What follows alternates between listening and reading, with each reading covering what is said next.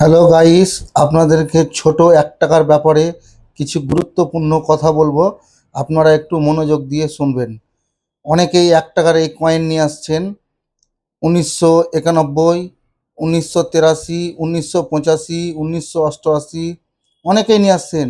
কিন্তু এগুলোর মধ্যে কোনটা দামি, কোনটা চলে সেইগুলো আপনারা একটু জানুন। আপনাদেরকে বলছি একটু শুনুন কিংবা দেখুন।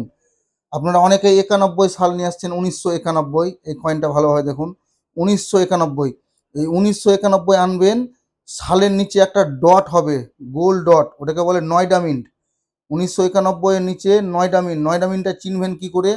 আপনাদেরকে একটা দেখাচ্ছি। এই দেখেন ১৯৮৮, দেখেন, এই দেখেন, ভালোভাবে দেখুন, ১৯৮৮, এটাকে বলে নয়ডা মিন্ট। এই চিহ্নটা দেখেন, ৮৮ সালের নিচে একটা চিহ্ন আছে দশমিকের মতো, সে দশমিকটা হবে বড়, অনেক বড় হবে, এই দেখেন গোল। এইটা ১৯৮৮, এগুলো থাকলে এগুলো চলবে। আর এরকমই ৮৮ যেমন আছে ফুটা গোল চিহ্ন, সেই ৯১-এর এই ফুটাটা লাগবে। ছোট ফুটা হলে চলবে না, কিংবা স্টার হলে চলবে না। আর ১৯৮৩ আপনাদেরকে দেখাচ্ছি।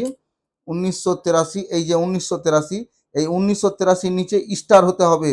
স্টার মানে তারা যাকে বলে, ১৯৮৩-র নিচে জানে স্টার, এটা সব থেকে দামি কিংবা রেয়ার পয়সা।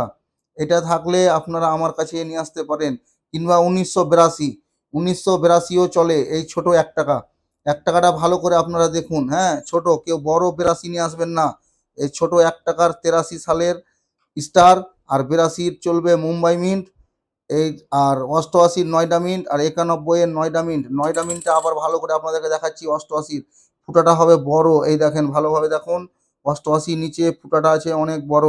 এরকম থাকলে আপনারা অবশ্যই নিয়ে আসবেন। আর এই সালের ৪টা চলে, ৮৫ সাল চলে না। ৮৮, ৯১ আর ৮২ আর ৮৩, এই ৪টা মিন্টই চলে। ৪টা মিন্টের মধ্যে ৮২ চলে মুম্বাই মিন্ট, আর ৮৩ চলে হায়দ্রাবাদ মিন্ট। হায়দ্রাবাদ মিন্ট মানে স্টার, ৮৩-র নিচে স্টার থাকবে। আর ৯১-এর নয়ডা, আর ৮৮-র নয়ডা।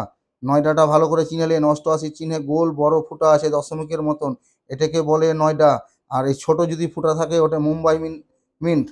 আপনারা এই কয়েনগুলো ভালোভাবে দেখে নিয়ে আসবেন আমার কাছে।